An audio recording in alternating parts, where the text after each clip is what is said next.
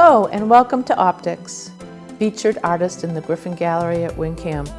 My name is Paula Tognarelli and I'm the director of the Griffin Museum and also its curator. The Griffin Museum has collaborated with WinCAM to set up a satellite gallery here in Winchester, and it's housed at 32 Swanton Street.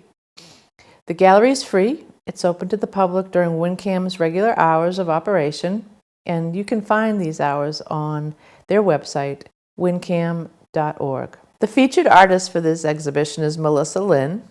Melissa's current project explores heritage, identity, and multiculturalism, and encourages cross-cultural understanding, intercultural dialogue, and harmony.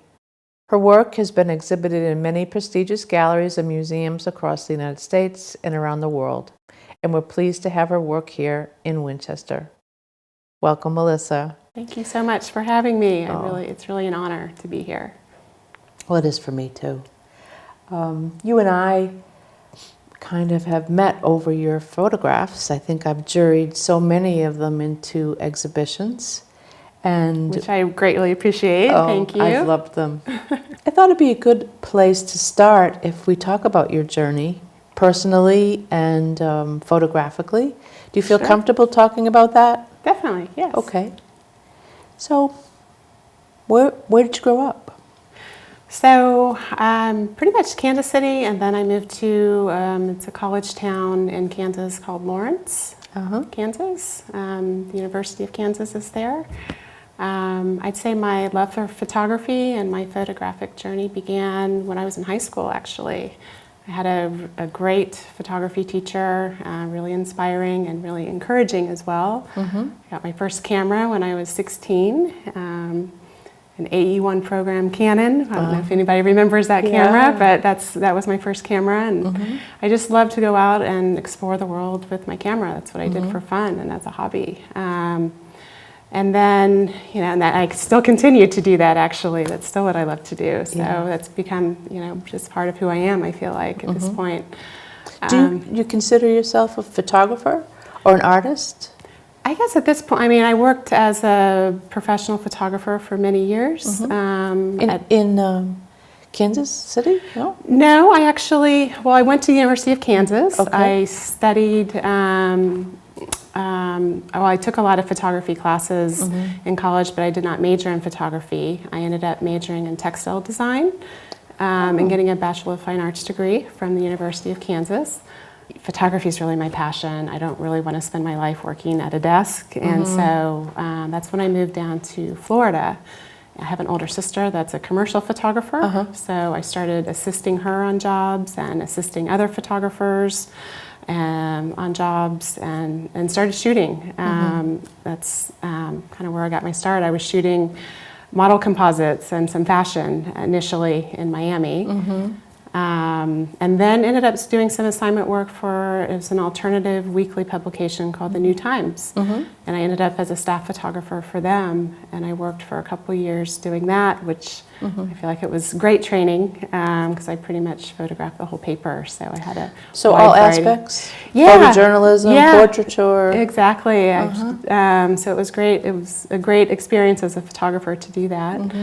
And then I had met with I'd gone to a portfolio review, and I'd met with a New York Times photo editor.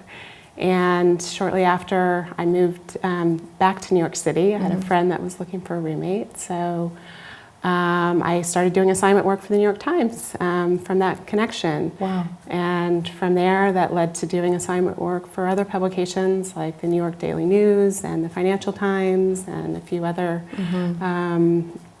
publications. So my working experience is really, it had been portraiture and some documentary work.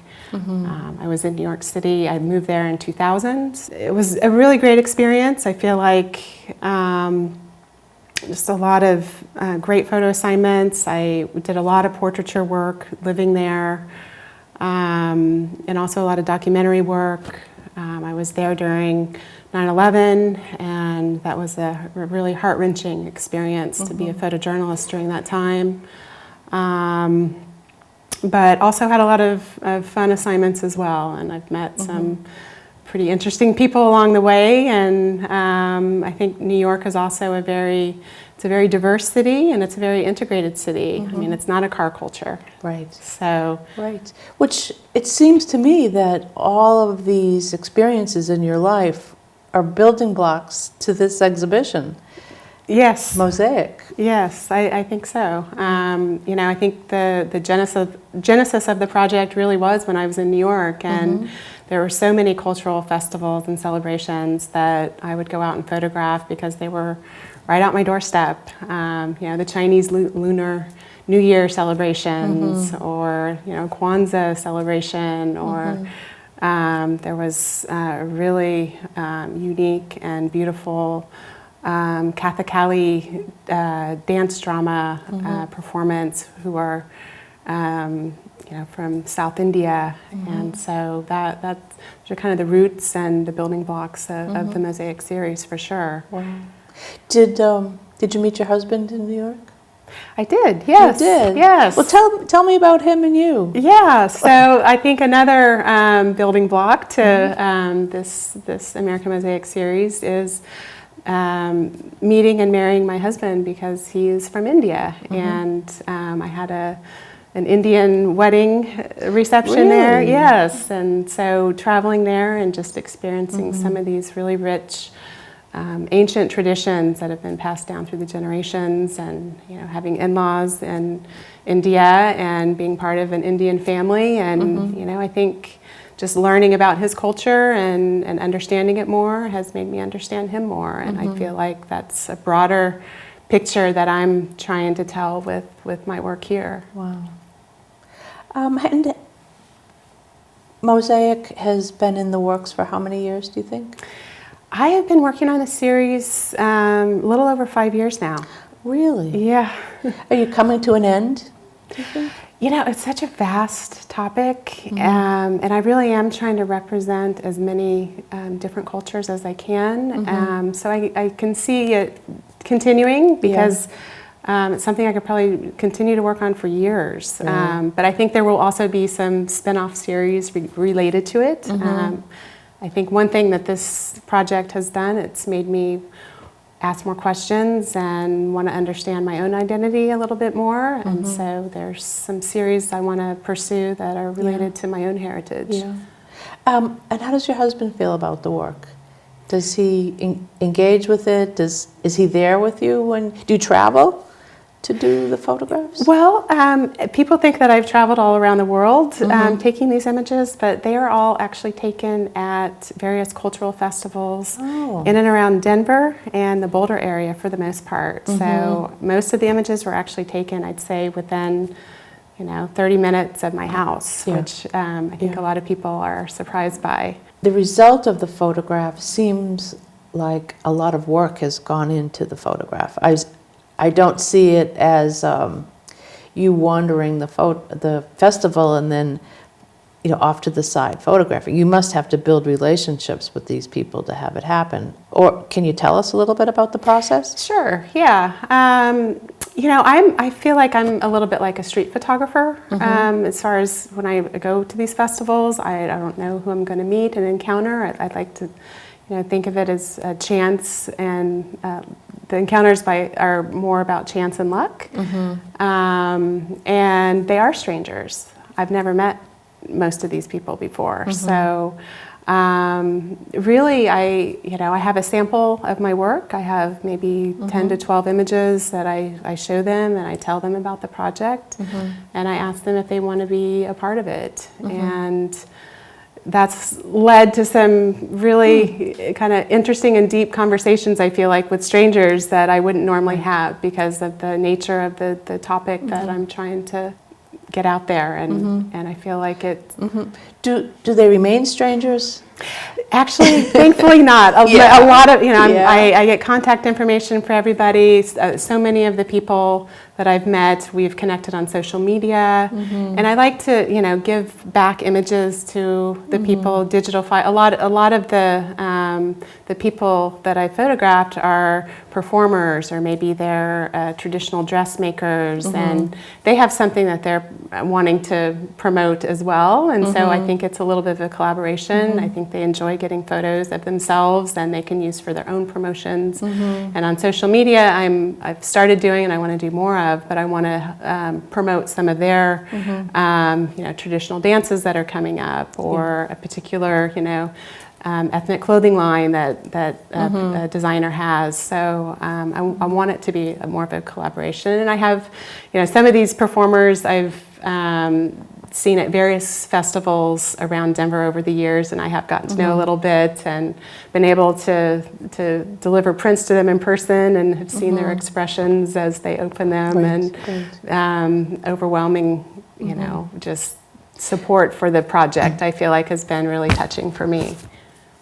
And it must be touching for them as well, because this is their heritage. Exactly, and I do feel that this project, it is about it's about the beauty of all these diverse cultures, and seeing how their culture really enriches our society, and I feel like I'm showing the beauty of them and also their culture in the series.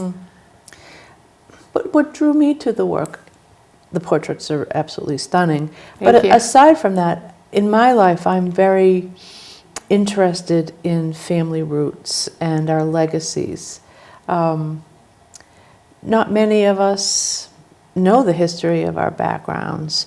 So I see your work as an impetus to being inquisitive, finding out where you've come from, talking about that heritage and culture, and bringing it forward for future generations.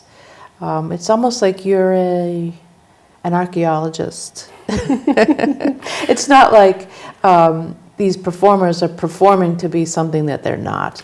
Exactly. Dance is an integral part of cultural heritage, and a lot of these people that I've met and photographed, they're doing some form of traditional dance or ritual that's related to their heritage, and these traditions have been around for hundreds or thousands of years, and they're being passed down through the generations. And that's definitely one of the goals for the series, is to help preserve some of those ancient traditions. And I think through photography, it can help some of those live on, even if the traditions start to die out, as the younger generations maybe aren't as interested in continuing them. So, one other thing that I like to do with photography is to put some kind of social commentary, social motivation into any exhibition. I can find something social and cultural in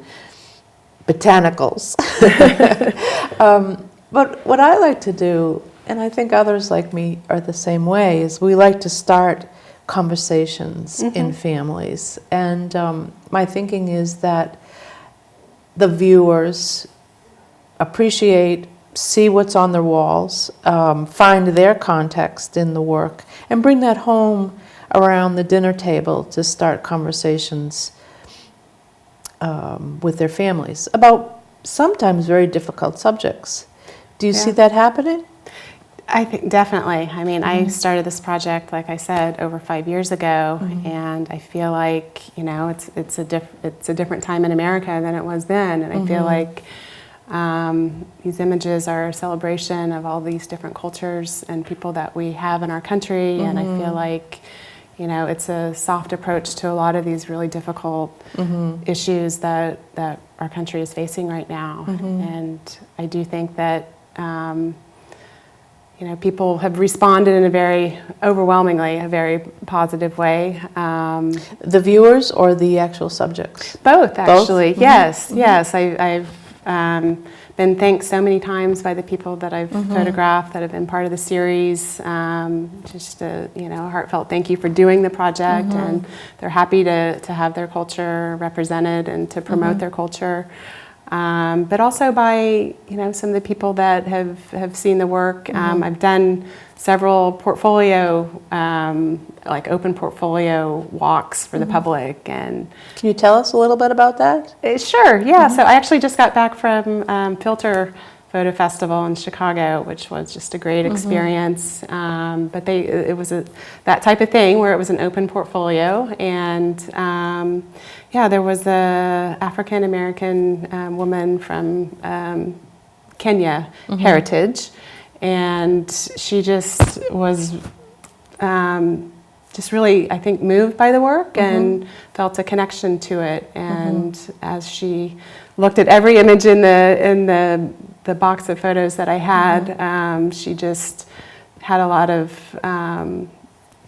she just told me how touched she was by the series. And as she walked off, she said, thank you for doing something like this. There's so much meaning for me to see this. So it's those type of experiences that I think help motivate me to continue the project and to try to get the work out there. Right. That's kind of where I'm at now with this exhibition, just seeing where it goes.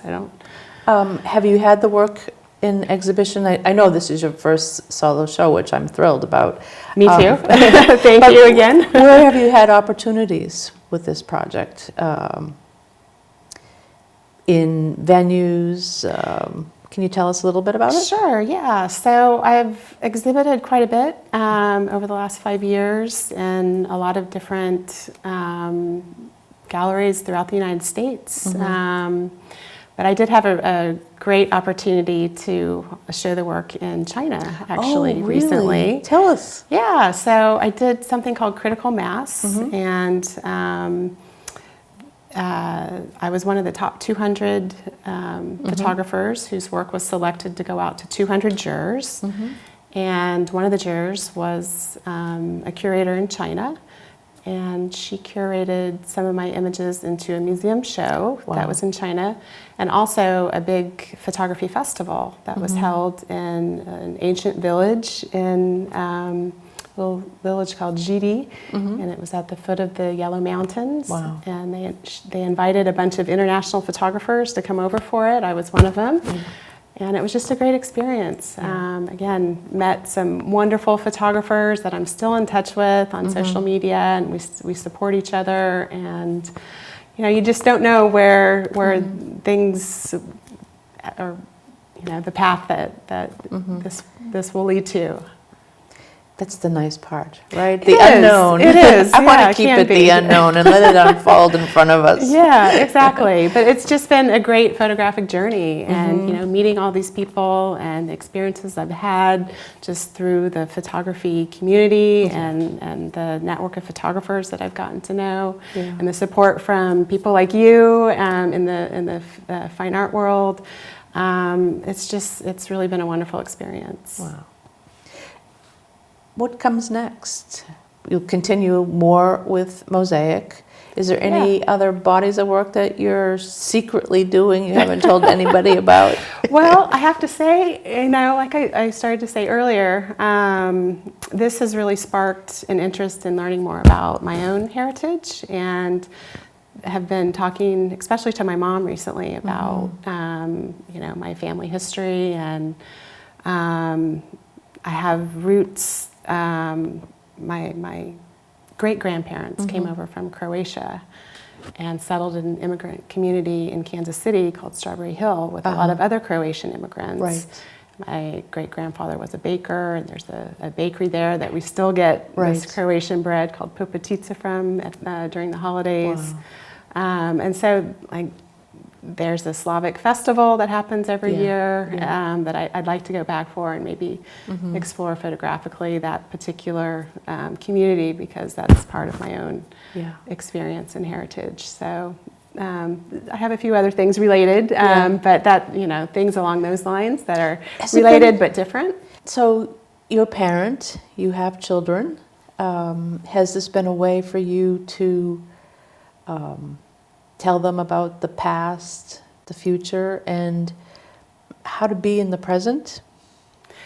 Yeah, so I have a 7-year-old daughter, and who's lovely. Yeah. It's a great age as well. But yeah, we celebrate Indian traditions as well as, you know, my American heritage and European heritage traditions. And so, yeah, we try to teach her about the world, and I think, yeah, this project has been fun for her to see and to be a part of. I like to take her to the, you know, my openings, and she, you know, when I get back from some of these festivals, she sits on my lap and she wants to see the pictures. Or maybe my husband will take her to the festival too. I'm busy taking pictures, and you know, a few more years, I've told her you'll be my assistant, and I want her to come with me more often. But she does experience a lot of these as well. Does she ask questions? 7 years old, well, they still may be inquisitive about the present and how it may affect us today. Do you find that that's a way to start to talk about are the things that make us similar and the things that make us different? Yeah, you know, I think her school is really good about teaching those things as well, and I feel like there's kind of a harmonious process that happens like at home and then at school. She just had a culture week, for instance, at school, where everybody could bring their own, you know, favorite ethnic food, and then everyone they had a little party where you could share food. I think she wore her Indian outfit for it. What did she bring for food? Well, I was actually out of town, so and my husband was on his own, and so I think he brought some samosas and some naan bread for that. So, I feel like we're definitely trying to teach her about all these different traditions, and it's been fun. Yeah, for sure. Has it made you be more inquisitive, seeking out opinions of academics, doing reading, just trying to understand our world and the past? Definitely. That's definitely one thing that I've learned and just gained from doing this project is just, I think, a deeper understanding of our world and our history on this earth. I mean, it's a very complex, vast topic, and there's so many, you know, wonderful articles that I've read up on, you know, a lot of these topics. You know, my expertise is photography, and that's what I know. But being more curious about the world, having more understanding about our past, I think it's just made me a more empathetic person, and just we all could learn more empathy. Yeah, I think so. And that, again, that's one of the goals for the project is, you know, cross-cultural understanding and intercultural dialogue. I think it's really important, especially in such a turbulent time in our country and really around the world. I feel like it's a really important topic. So, the images themselves, can you talk about the print process, the post-processing? I have no opinion about them. I mean, I think they're absolutely brilliant and beautiful. And my feeling is I'm not a traditionalist. I believe you use the tools that you're given. And I feel the same way. I feel the same way. So could you tell us a little bit about them? Definitely. So, you know, like I said, I've been to a lot of portfolio reviews. I've been around a lot of other photographers, as well as had my work in public places. And so I've had a lot of interactions with people that are asking me about the processing. It is a little bit of a unique process that I do. And I would say the majority of the time people think that I've taken all the people that I photographed into a studio and photographed them there, but that's not the case. Oh, it's not? No, I actually take them all on location at the festivals. Wow. You pull them aside? Yes, Yeah. yes, and people have been so generous with their time and so gracious to, allow me to do that because I'm taking them away from celebrating, at the festival. But yeah, and then the second question is usually, oh, so you bring a backdrop? And then I say no. I don't want to be stuck in one place. I want to be mobile at these festivals. I'm working on my own. The lighting is what's most important to me, and so I want to find an area where the lighting looks great. And I usually just try to find a very simple background. But then the processing was actually inspired by hand-colored tintypes. And so I like to say this is a modern variation of that. And I'm using actual tintype. If you want to think about a blank tintype where you don't have an image on it, but you still get the, some of the texture and the borders, and then I'm layering those on the computer afterwards to create the backgrounds. And so it gives it this look and a consistent look. There's obviously the reference to the past and the historical process in photography. So I felt like, conceptually that the processing and just the historical nature of the traditional dress, that those two fit well together. So that's kind of how the processing started. And I also, these are kind of like paintings as well for me. I mean, it's something that I enjoy doing on my computer late at night when I'm home. So I'm a creative person, and I like to have a creative outlet of some sort. So it's been, fun for me in that way too. Yeah. Well, the basis of truth is there. And you're not the only photographer that does that. In these days, a good portion of people actually incorporate Photoshop or other altering means. And that's really, those are the tools that we have. That's right. And it makes life a lot easier for me to do it that way. And I think, I've kind of perfected my craft as the years have gone on. I've gotten better at it. So, and again, I enjoy it. So it's something that kind of feeds my soul, I think. Is there anything we haven't talked about that you'd like to say, or stories you want to share before we end? Not off the top of my head. I think we've talked about a lot. We have. I guess one thing that maybe I'd like to say is just, I'm one voice. I'm one, this is one body of work, but I feel like I'm one voice in a chorus of voices that I think is starting to grow louder, and I hope that it continues to grow louder because I feel like these are important topics, and I hope that most people can view these images and see the beauty in them and see the beauty of all these diverse cultures that we have here, and that people can see them as enriching our society rather than threatening our society. That's so nice. And I hope the same things.